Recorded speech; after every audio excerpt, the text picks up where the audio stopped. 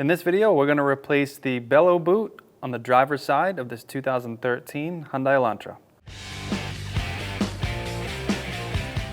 With a 21mm socket, we're going to remove our lug nuts and our wheel.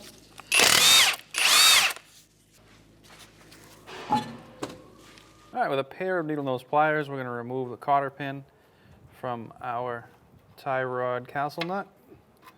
Just going to straighten that out, see if we can push it backwards.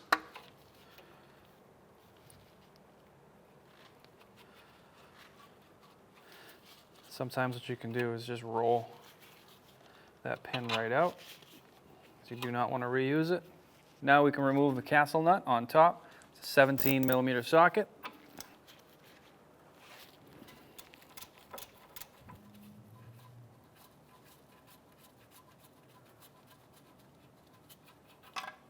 Sometimes you get lucky, just a little downward force, and these pop out. If not, take your castle nut, flip it upside down, thread it back on, give it a couple of taps downward with a hammer.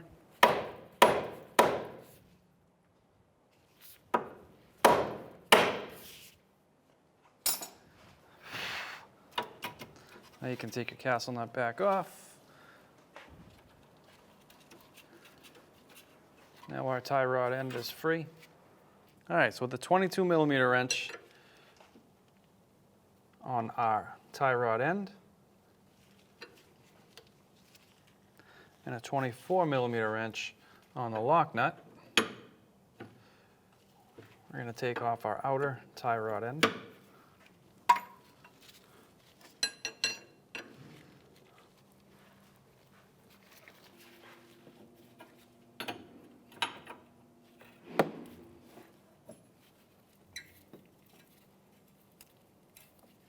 Jam nut loosened, you should be able to put a 15mm wrench on your inner tie rod and spin your outer off.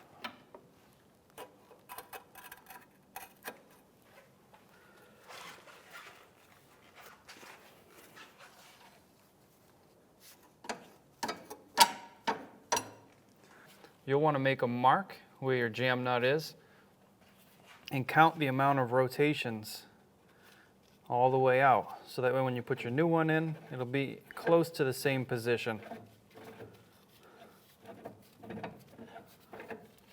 So now we're going to make our mark where the back of the jam nut was.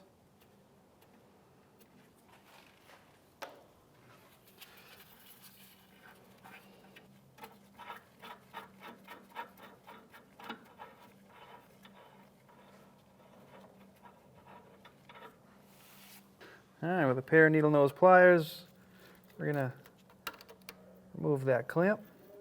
I'm just going to use a pick tool and just free up that boot.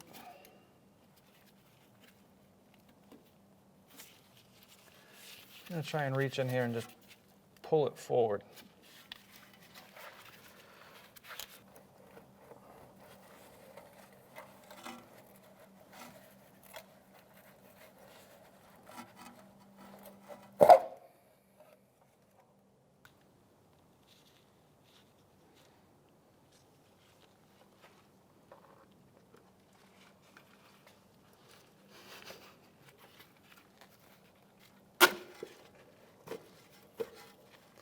There's a groove right back here. That's where your front of your boot will sit.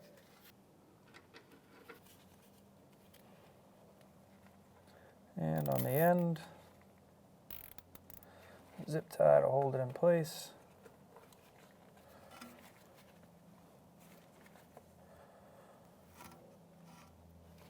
And we'll just cut that zip tie flush. All right, so now that you have your boot all the way back and in place, we can go ahead and pull the zip tie nice and tight to hold that boot down. All right, so now that we have our inner tie rod set, we're going to spin our locking nut back to our mark, which will put us close into the original position.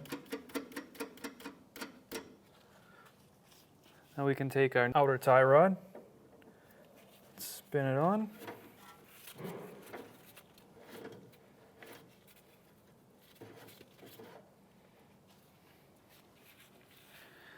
And we can take that.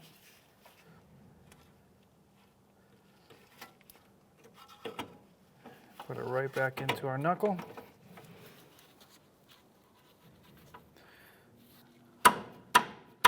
Now what we're going to have to do is angle this backwards just a little bit.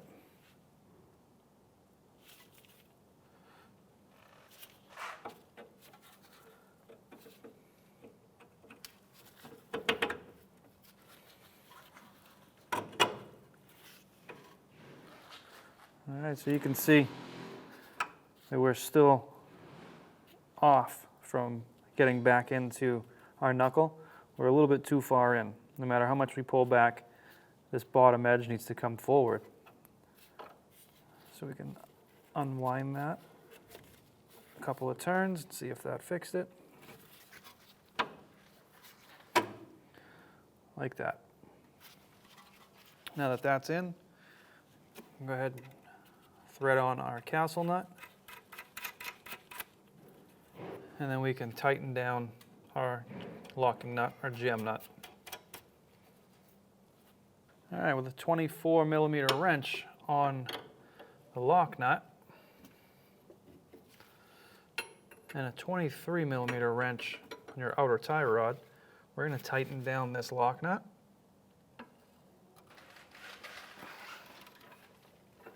And we're going to tighten this castle nut down to 20 foot-pounds.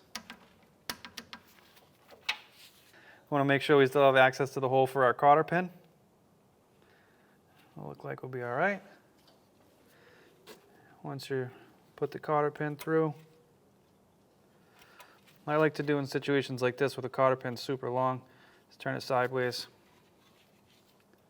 Take one end, wrap it around, take the other end, wrap it around the other way. And you can use your pair of pliers, whatever you have, and just knock them in tight. Once you've done any suspension work, we always suggest that you take your vehicle to an alignment shop to have an alignment performed as soon as possible. You can put your marks down and get back to as close as you can originally, but if you're replacing parts, there's a reason for it. You want to go back to get an alignment as soon as you're done. Put the wheel back on. Go ahead and put our lug nuts on by hand.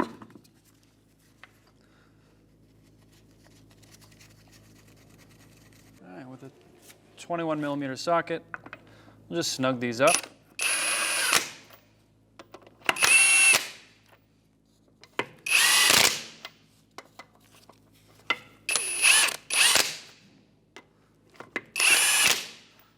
All right, so now we're going to torque our lug nuts down with the vehicle on the ground. The tire is not going to rotate. We're going to torque them down with a 21mm socket to 69 foot-pounds. We're going to do that in a star pattern.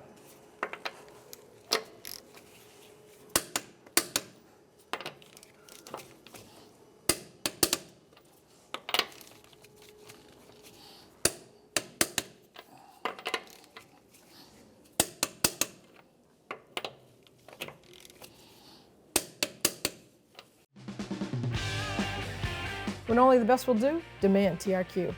The only company that lets you view before you do.